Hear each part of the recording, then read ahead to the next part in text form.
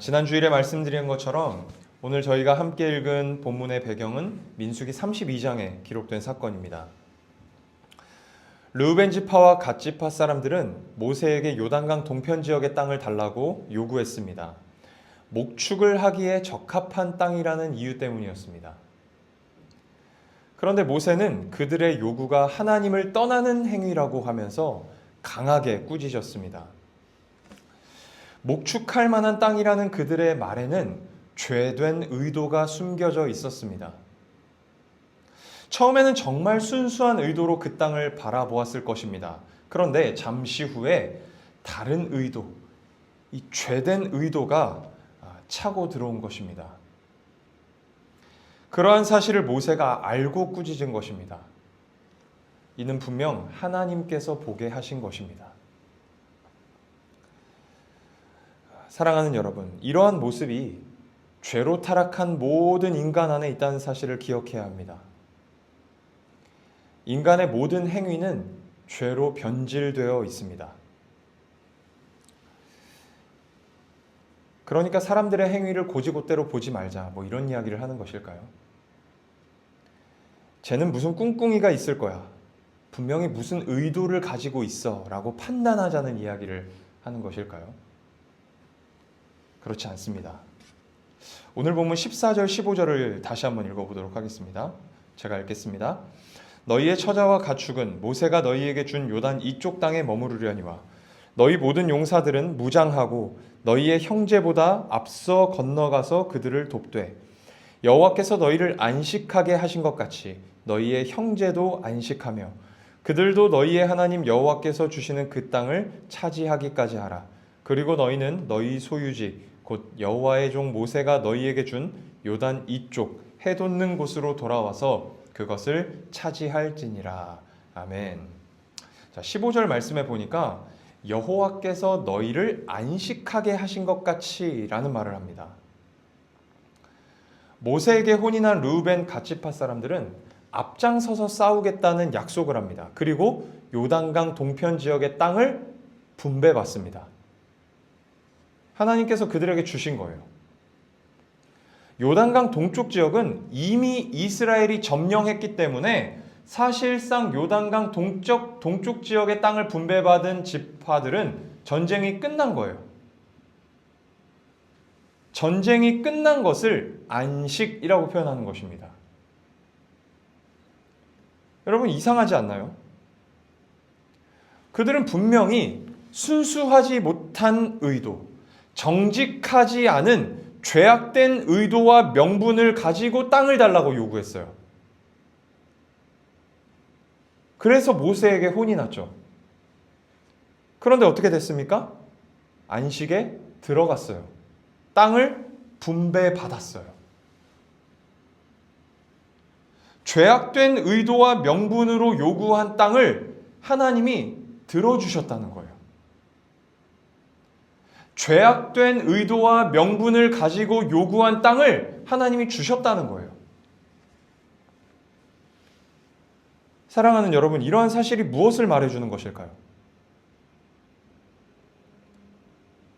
하나님께서는 그들의 죄악된 의도와 명분은 내다 버리시고 정직하고 순수했던 의도와 명분만 보아주셨다는 거예요. 최초에 그들이 목축할 만한 땅인지라 순수하고 정직하게 가졌던 의도와 명분만 하나님이 보아주셨다는 거예요. 그것만 봐주셨기 때문에 그 땅을 주신 거예요.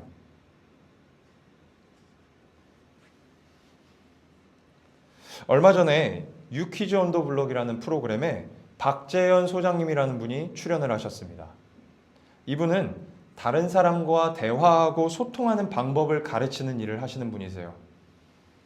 이분이 유퀴즈에 나오셔서 이런 말씀을 하시더라고요. 상대방의 말을 왜곡 해석하지 마세요. 상대방의 말을 왜곡 해석하지 마세요. 이런 말을 하시더라고요. 이 말이 무슨 뜻일까요?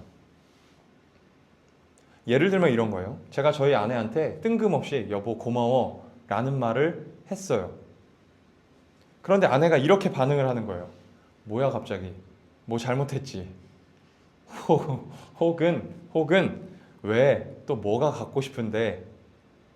라는 식으로 반응하는 것이 왜곡 해석이에요. 실제로 저희 집에서 일어나는 일이에요.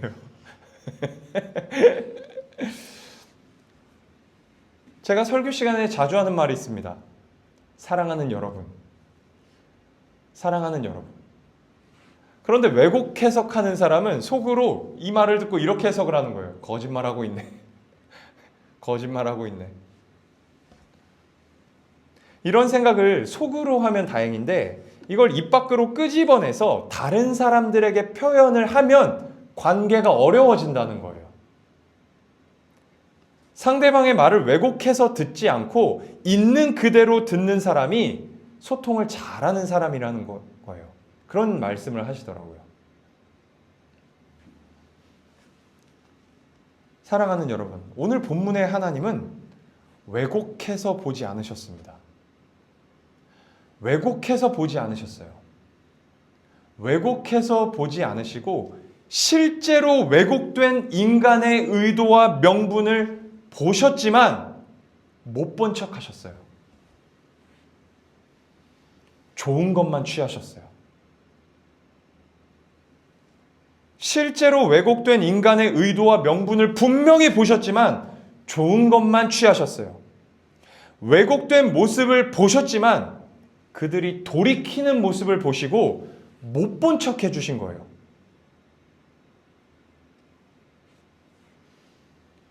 마태복음 5장 7절에 예수님께서 이렇게 말씀하십니다. 긍휼히 여기는 자는 복이 있나니 그들이 긍휼히 여김을 받을 것이니요. 긍휼히 여긴다는 것은 상대방을 불쌍히 여기는 마음을 말합니다. 그런데 예수님께서 말씀하시는 긍휼은 단지 불쌍히 여기는 태도를 말씀하시는 게 아니에요. 이런 뜻입니다. 어떤 사람의 인격과 성품이 어그러져 있는 것, 쉽게 말해서 성격이 모난 것, 성격이 뭐 같은 것은 죄 때문이다. 죄가 그 사람을 그렇게 만든 것이다.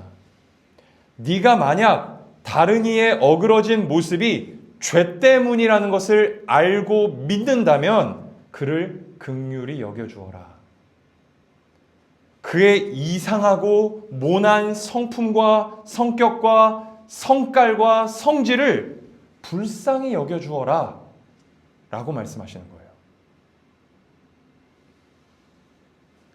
그러니까 예수님께서 말씀하시는 긍휼히 여기는 자는 죄와 그 사람을 분리해서 볼 수 있는 영적 안목을 가진 사람을 가리키는 거예요. 죄가 들어오기 전에 창조되었을 때의 아름다운 모습을 볼 수 있는 사람을 가리키는 말입니다. 긍휼히 여기는 자라는 것은. 오늘 본문에 하나님께서 보여주신 모습을 가진 자를 말하는 거예요. 사랑하는 여러분, 오늘 본문에 나타난 하나님의 모습과 같이 사실 수 있기를 축복합니다. 예수님께서 말씀하시는 긍휼히 여기는 자, 죄와 사람을 분리해서 볼 수 있는 영적 안목을 가지실 수 있기를 축복합니다.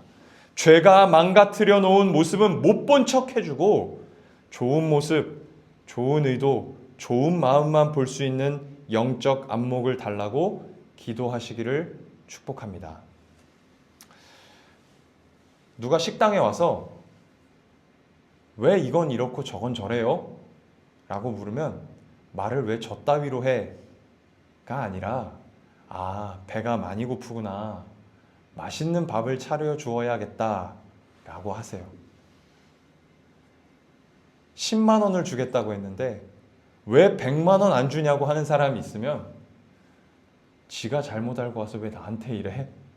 라고 하는 것이 아니라 돈이 필요하신가?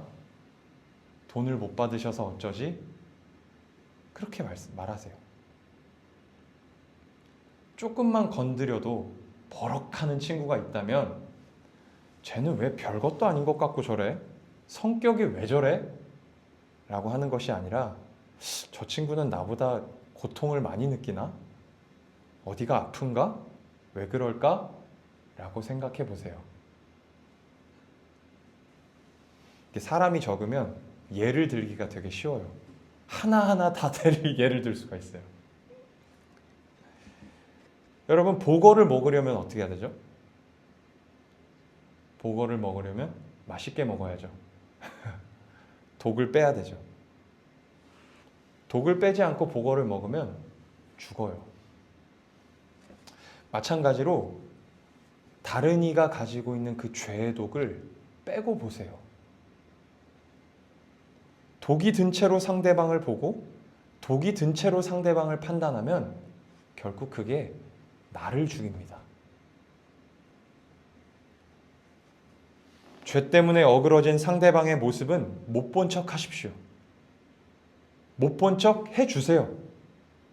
못 본 척 할 수 있는 거 신자만이 할 수 있는 것입니다. 신자만이 살아낼 수 있는 삶임을 기억하시고 살아내시기를 축복합니다. 다시 한번 오늘 본문 14절, 15절을 읽겠습니다. 너희의 처자와 가축은 모세가 너희에게 준 요단 이쪽 땅에 머무르려니와 너희 모든 용사들은 무장하고 너희의 형제보다 앞서 건너가서 그들을 돕되 여호와께서 너희를 안식하게 하신 것 같이 너희의 형제도 안식하며 그들도 너희의 하나님 여호와께서 주시는 그 땅을 차지하기까지 하라. 그리고 너희는 너희 소유지 곧 여호와의 종 모세가 너희에게 준 요단 이쪽 해 돋는 곳으로 돌아와서 그것을 차지할지니라. 아멘. 여호수아가 르우벤 지파, 갓 지파, 므낫세 반 지파 사람들에게 약속대로 앞장서서 싸우라고 요구하는 장면이에요.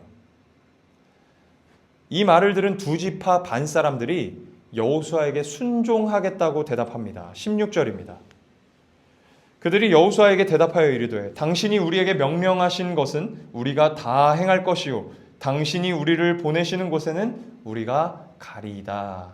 아멘. 여러분, 이러한 약속을 두 지파 반 사람들이 지켰을까요? 안 지켰을까요? 여호수아서 22장 1절에서 3절입니다. 그때 여호수아가 르우벤 사람과 갓 사람과 므낫세 반 지파를 불러서 그들에게 이르되 여호와의 종 모세가 너희에게 명령한 것을 너희가 다 지키며 또 내가 너희에게 명령한 모든 일에 너희가 내 말을 순종하여 오늘까지 날이 오래도록 너희가 너희 형제를 떠나지 아니하고 오직 너희의 하나님 여호와께서 명령하신 그 책임을 지키도다. 아멘. 여호수아가 뭐라고 말합니까? 그 약속과 책임을 다 지켰다라고 말합니다. 르우벤, 므낫세, 갓 지파 사람들은 약속한 대로 나머지 9지파 반 사람들, 여러분 이스라엘이 12지파잖아요. 거기서 2지파 반을 빼면은 몇 지파죠? 12에서 2.5를 빼면 몇이에요?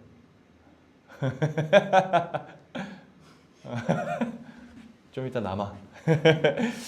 네, 12지파에서 2지파 반을 빼면 9지파 반이죠. 9지파 반 사람들. 그러니까 자신의 형제들이 안식을 얻을 때까지, 땅을 얻을 때까지 끝까지 앞장서서 싸운 거예요. 누가? 르우벤, 갓, 므낫세 반 지파 사람들이.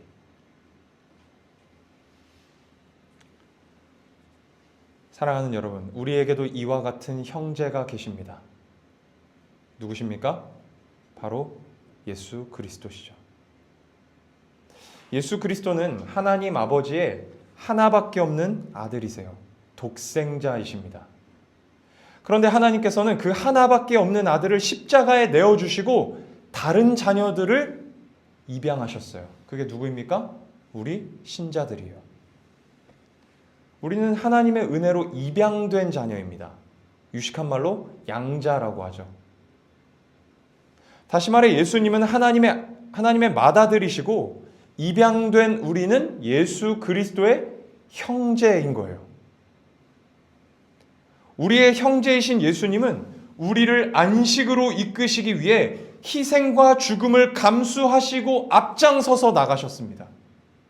히브리서 6장 18절에서 20절이에요. 제가 20절만 읽겠습니다. 그리로 앞서가신 예수께서 멜기세덱의 반차를 따라 영원히 대제사장이 되어 우리를 위하여 들어가셨느니라. 뭐라고 이야기해요? 그리로 앞서가신 예수께서.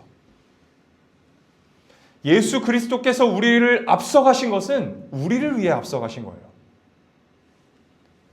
예수님의 형제된 우리도 안식에 이르게 하시려고 앞서가신 거예요.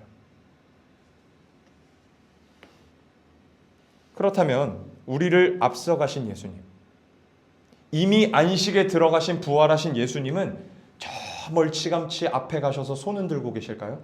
야, 빨리 와. 너희들도 빨리 와. 여기 좋아. 그렇게 계실까요? 그렇지 않아요.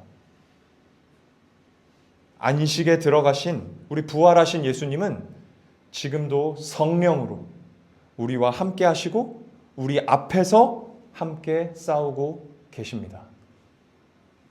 로마서 8장 24절에서 30절입니다.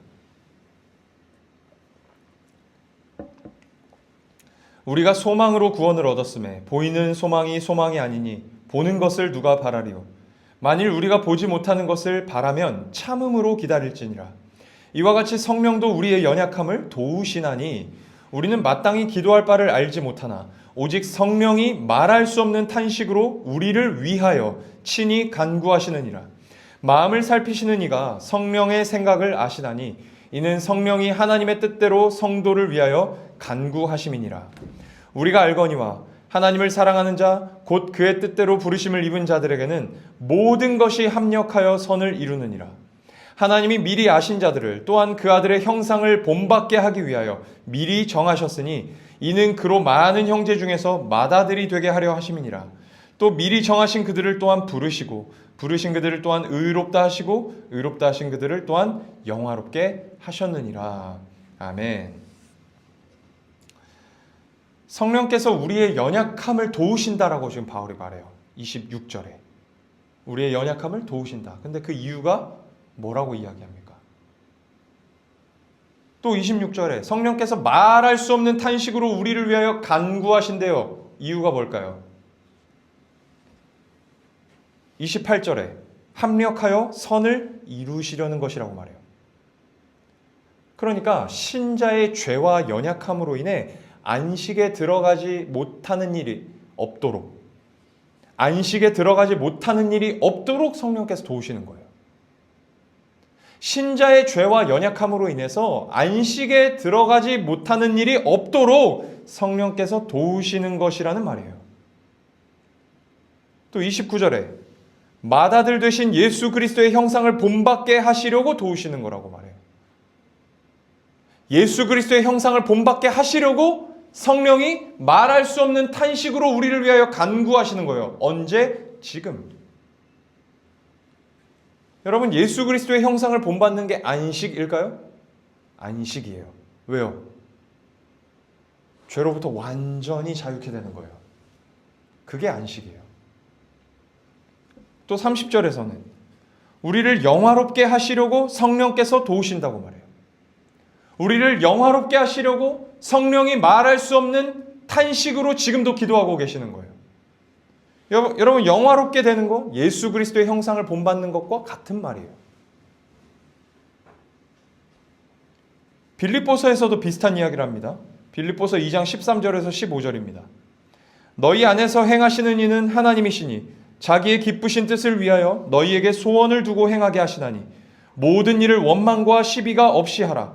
이는 너희가 흠이 없고 순전하여 어그러지고 거스르는 세대 가운데에서 하나님의 흠없는 자녀로 세상에서 그들 가운데 빛들로 나타내며. 아멘. 13절은 이런 말이에요. 내가 어떻게 하면 하나님을 기쁘시게 해드릴 수 있을까를 고민하게 하고 생각하게 만드시는 분이 우리 안에 계시다는 거예요. 이해가 되세요? 내가 어떻게 하면 하나님을 기쁘시게 해드릴 수 있을까를 고민하게 하고 생각하게 만드시는 분이 우리 안에 계시다는 거예요. 그리고 그 고민을 실제로 실천하고 살아내게 만드시는 분이 우리 안에 계시다는 거예요. 그분이 누구예요? 성령님. 그리고 성령께서 그렇게 하시는 이유가 뭐라고 15절에 바울이 말합니까? 흠이 없고 순전한 자로 기르시기 위해서. 흠이 없고 순전한 자 누굽니까? 예수 그리스도시죠. 그러니까 예수 그리스도의 자리까지 우리를 이끄시기 위해 성령이 지금도 일하신다는 거예요. 최종적 안식에 들어가게 하시려고 성령이 지금도 일하신다는 거예요. 사랑하는 여러분, 지금도 예수님께서는 주님의 형제된 우리 신자들을 최종적 안식에 들어오게 하시려고 성령으로 함께하고 계세요. 성령으로 함께 싸우고 계십니다. 제가 몇 주 전에 설교 때 말씀드렸죠. 신자는 약속과 소망의 형태로 그 안식을 이미 받은 자들이에요. 그러나 그 최종적 안식은 아직 받지 못했어요. 실제적 안식은 아직 받지 못했어요. 어디 가서 받습니까? 하나님의 나라에 가서 받아요. 그 실제적 안식을 받기까지 성령으로 우리와 함께 하시고 성령으로 우리와 끝까지 함께 싸우십니다. 여러분, 이 사실을 반드시 믿는 우리 모두가 될 수 있기를 축복합니다. 우리 주님이 이러한 분이시라는 사실이 우리에게 주는 교훈이 뭘까요? 우리와 함께 계시고 우리와 함께 싸우시는 분이시라는 사실이 우리에게 주는 교훈이 무엇일까요? 주님이 우리 인생을 책임지신다는 거예요. 우리 인생이 주님 손에 달려 있다는 것입니다. 전도서 5장 11절에서 12절에 솔로몬이 이렇게 말을 해요. 재산이 많아지면 먹는 자들도 많아지나니 그 소유주들은 눈으로 보는 것 외에 무엇이 유익하랴. 노동자는 먹는 것이 많든지 적든지 잠을 달게 자거니와 부자는 그 부요함 때문에 자지 못하느니라. 아멘. 자, 11절과 12절을 보면 비교되는 두 대상이 나오죠. 누구예요? 소유주와 노동자. 12절 뒤에 나오는 부자는 소유주를 다르게 표현한 것인데요. 아마도 이 소유주, 부자는 솔로몬 자신을 가리키는 걸 거예요. 자기 밑에서 일하는 노동자들은 밤새 편히 자는데 소유주인 자신은 편하게 자지 못한다고 말을 해요. 여러분, 소유주가 왜 편하게 자지 못할까요? 11절에서 말하는 것처럼 자기 밑에서 먹는 자들, 딸린 식구가 많기 때문에 그래요. 딸린 식구가 많다는 것은 그만큼 책임이 크다는 거예요. 책임이. 솔로몬이 어떤 사람입니까? 솔로몬이 누구예요? 왕이에요. 맞출 줄 몰랐는데. 솔로몬은 나라를 소유한 왕이었어요. 여러분, 솔로몬의 밤잠을 설치게 한 이유가 뭘까요? 밤잠을 설치며 한 고민이 뭘까요? 솔로몬이. 어떻게 하면 나라를 잘 이끌어갈 수 있을까? 어떻게 하면 이방 민족으로부터 우리 나라를 잘 지킬 수 있을까? 이방 민족이 어느 날 갑자기 우리 나라를 쳐들어오지 않을까? 나를 반대하는 신하들을 어떻게 설득해서 갈 수 있을까? 어떻게 하면 우리 백성들이 잘 먹고 잘 살 수 있을까? 이런 고민이었을 거예요. 백성들이 이런 고민할까요? 안 해요. 자신은 이런 고민 때문에 밤잠을 설치는데 이런 고민을 할 위치에 있지 않은 백성들 혹은 노동자들은 두 발 뻗고 자더라는 거예요. 그게 더 행복한 삶처럼 보였다는 거예요. 솔로몬은 나라든 기업이든 가정이든 교회든 이끌어가는 위치에 있는 사람들, 그러니까 소유주들은 노동자들보다 훨씬 더 책임있고 무거운 고민을 하며 살아간다는 이야기를 하고 있는 거예요. 그러니까 노동자가 안 힘들다는 말이 아니라 생각하는 크기가 다르다는 거예요. 그 책임 있고 무거운 고민이 밤잠을 설치게 할 만큼 사람을 괴롭게 한다는 거죠.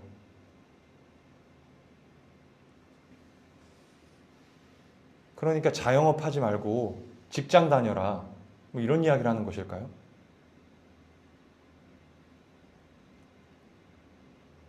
인생의 소유주가 되지 말라는 것입니다.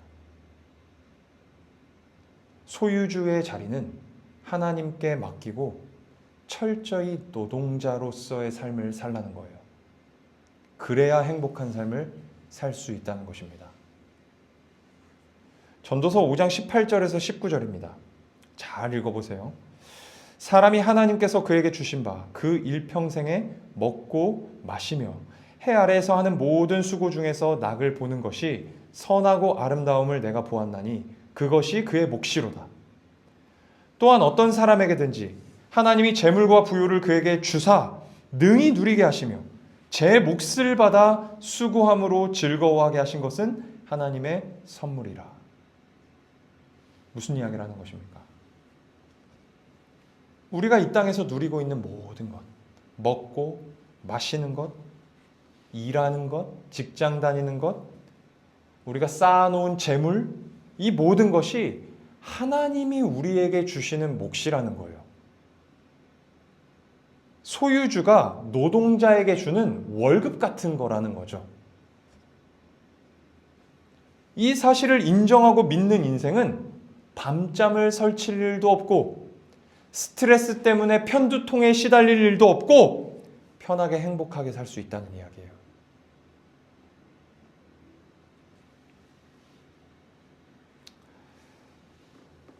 저는 이 말씀을 묵상하면서 이런 생각을 했습니다. 그래, 맞다. 몸된 교회의 소유주는 주님이시고 나는 노동자일 뿐인데.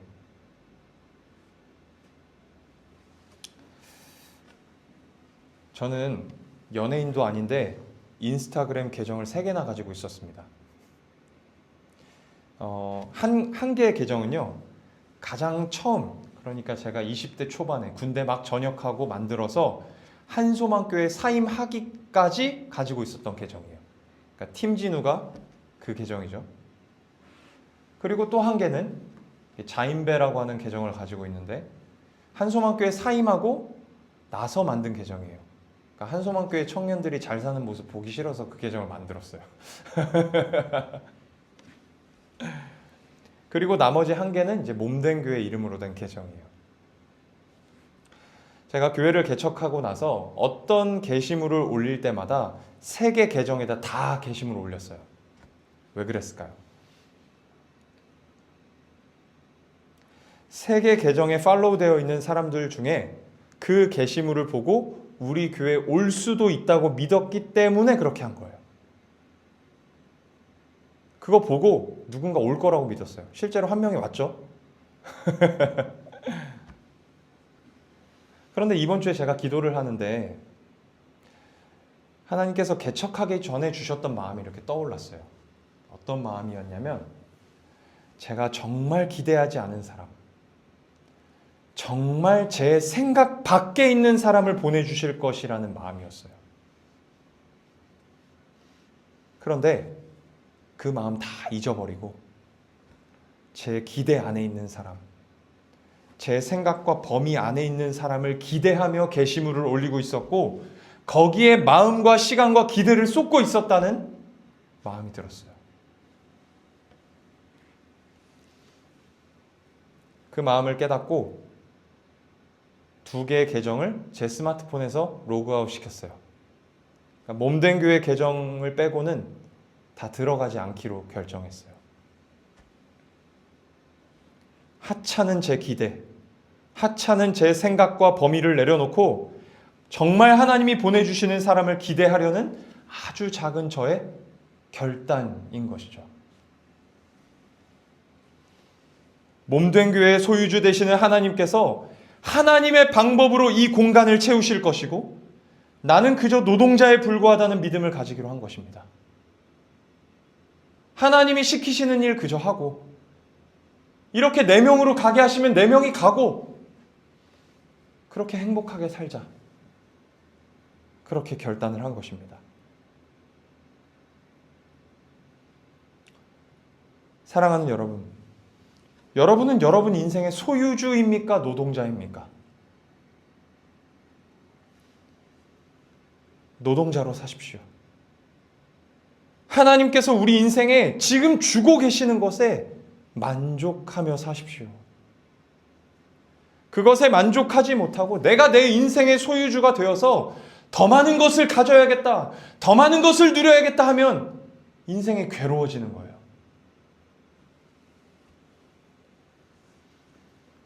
둘의 소유주가 사모님이 아닌 하나님이심을 믿는다면 손님이 없어도 슬퍼하지 않을 거예요. 둘애가 망하면 사모님이 망하는 게 아니라 하나님이 망하는 거예요. 왜? 둘의 소유주가 하나님이시니까. 우리 은하가 회사를 다니고 있는 것이 소유주 되시는 하나님께서 주신 일이라 믿는다면 내가 받는 월급에 만족하는 거예요. 내가 하는 일을 기쁘게 하는 겁니다. 하나님이 주셨으니까. 우리 지안이가 학교를 다니는 것이 지안이의 인생을 소유하고 계시는 하나님께서 가게 하시는 이름을 믿는다면, 잘 들어라 지안아, 아침에 일어나서 학교 가기 싫다는 말은 안 하는 거야.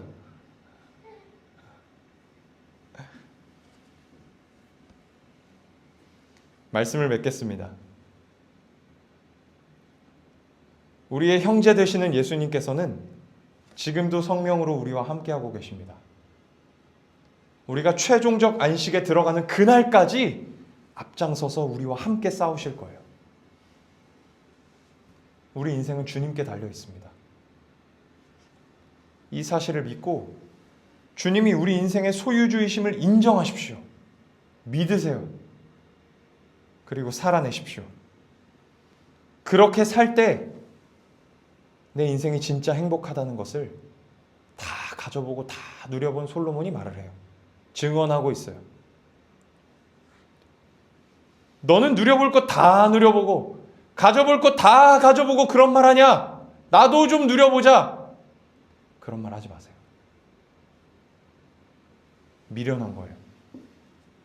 다 가져보고 다 누려본 솔로몬이 아니라면 아닌 거예요. 이번 한 주도 우리 인생을 책임지시는 주님 바라보며 감사하며 그렇게 살아가는 우리 모두가 될 수 있기를 주님의 이름으로 축복합니다.